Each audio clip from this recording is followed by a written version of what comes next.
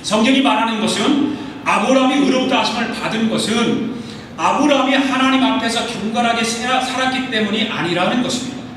착한 일을 많이 했기 때문에 의롭다 하심을 받은 것이 아니라는 것입니다. 아브라함이 하나님을 믿었던 바로 그것이 의로 여김 바 되었다는 것이죠. 하나님을 어떻게 해요? 하나님을 믿었기 때문에, 그 믿음 때문에 아브라함이 의롭담을 여김 바 되었다는 거예요. 아브라함의 조카 롯이 어디에 살았습니까? 소돔성에 살았잖아요. 어느 날 갑자기 적군이 침입에 들어옵니다.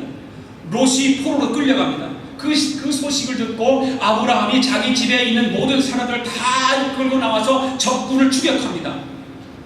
밤중에 기습작전을 펴서 성공하거든요. 이겼어요. 그래서 무사히 롯을 구출해 옵니다. 그런데 아브라함의 마음속에는 일말의 두려움이 있기 시작합니다. 왜 그럽니까? 언제 적군이 보복해 들어올지 모르기 때문입니다. 바로 이와 같은 때에 하나님이 아브라함에게 말씀을 하시죠. 어떤 말씀을 하십니까? 아브라함아 두려워하지 말라. 내가 너의 방패가 되리라. 이렇게 말씀을 하세요. 내가 너의 방패가 되어줄 테니까 두려워하지 말라고 하는 하나님의 음성이 들려왔습니다. 바로 하나님께서 아브라함의 방패가 되셔서 아브라함을 지켜주시겠다는 것입니다. 아브라함의 마음이 비로소 그때 안정을 찾아 평안해졌습니다. 하나님은 아브라함에게 계속해서 말씀을 하십니다. 아브라함아 나는 너의 상급이니라. 나는 너의 상급이니라. 이 말을 하나님께서 하셨는데 아브라함이 그 말이 무엇인지 못 알아들었어요. 그리고 하나님께 말해요. 하나님께서 저에게 상급이라고 말씀을 하셨지만 저에게 무엇을 주시겠다는 것입니까? 그 상급이 도대체 무엇입니까? 제가 알 수 없습니다. 보시다시피 저에게는 아직 아들도 없고 내 재산을 물려도 상속받을 사람이 없습니다. 그래서 제가 집에서 기르고 있는 다메섹 사람 엘리에셀에게 저의 상속자를 넘겨주려고 하고 있는데 그 사람밖에 없습니다.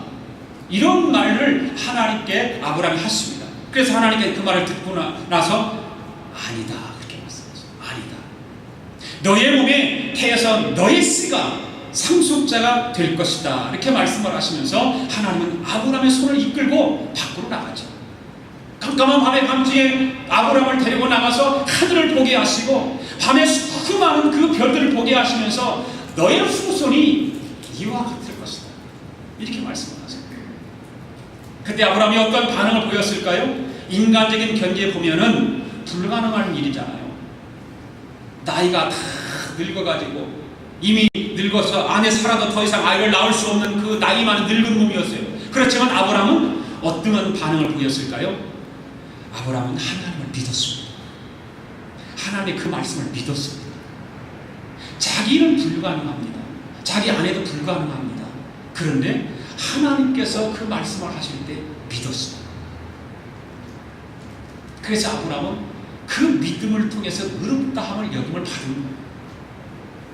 할렐루야. 그렇지만 아브라함은 어떤 반응을 보이냐면 그 말씀을 신뢰하고 그 말씀을 믿었습니다. 그럴 때 하나님께서 그것을 보시고 아브라함의 믿음을 보시고 그것을 의로 여겨주셨어요.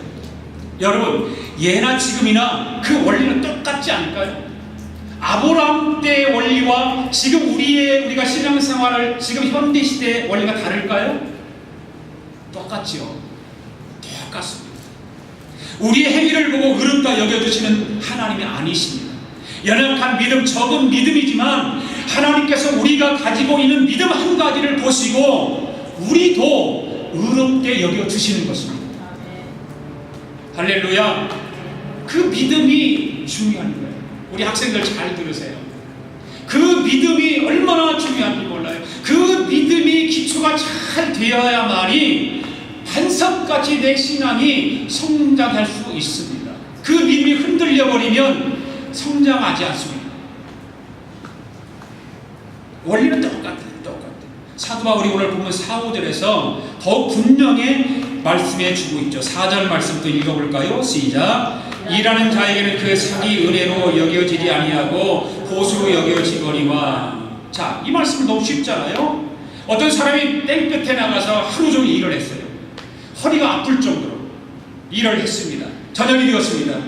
그럼 일 끝나지만 저녁에 무엇을 받습니까? 품삯을 받죠. 품삯을 받잖아요. 품삯은 은혜입니까? 아닙니까? 아니 은혜가 아니잖아요. 봉사는 당연히 주는 거 아니에요. 내가 일했으니까 당연히 받는 것이고 일을 시킨 사람은 시켰으니까 당연히 주는 것이죠. 당연한 노력하는 대가를 받는 거예요. 그리고 일을 시킨 사람은 마땅히 주어야 할 의무가 있는 거예요. 그것은 은혜가 아니에요. 은혜를 베푸는 것이 아니에요. 그것이 당연히 주어야 할 보수인 것입니다. 지금 사도 바울이 말하고자 하는 의도가 무엇이냐면 하나님의 의는 그와 같은 식으로 얻는 것이 아니라 그 말입니다. 당연히 내가 무엇인가 했기 때문에 하나님이 주어야 된다는 것이 아니라 하나님의 은혜는 내가 아무것도 하지 않았어도, 내가 잘나지 못했어도, 내가 행위로 의롭지 못하고 내 삶이 도덕적이지 못할지라도 하나님을 믿는 믿음만 있으면 하나님은 나를 의롭게 여겨주신다는 말이에요. 할렐루야. 그러면 하나님은 어떻게 의롭게 여기시는가? 5절 말씀, 아까 우리가 암송하는 말씀 다시 한번 읽습니다. 시작. 이를 아니할지라도 경건하지 아니한 자를 의롭다 하시는 이를 믿는 자에게는 그의 믿음을 의로 여기시나니. 할렐루야. 이 말씀을 한 주간 동안 계속 한번 씹어보세요. 묵상하면서 계속 되씹고 해보세요. 그럼 여러분들의 굉장히 생활에 힘이 되는 말씀이 될 거예요. 일을 하지 않습니다. 내세울 것이 하나도 없습니다. 내 공로가 아닙니다. 품삯을 청구할 권리조차도 없습니다. 그래도 괜찮다는 거예요. 어디 그것뿐이에요? 경건치 아니한 자라고 그랬어요. 내가 경건치 아니함에도 불구하고 하나님 앞에서 경건지하게 살지 못했다 할지라도, 하나님 뜻에 순종하지 못했어도 죄만 지었어요. 그럼에도 불구하고 하나님은 어떻게 한다는 것입니까? 경건히 하지 아니한 자를 의롭다 하시는 이를 믿는 자에게, 경건하게 살지 못했지만 그 경건하게 살지 못하는 자를 의롭다 하시는 이를 믿는 자에게 믿음을 보시고 어떻게 하신다? 의로 여겨주신다. 그러니까 믿음이 중요합니까? 안 중요합니까? 우리 학생들 대답해 보세요. 믿음이 중요합니까? 안 중요합니까? 오성석 대답해요.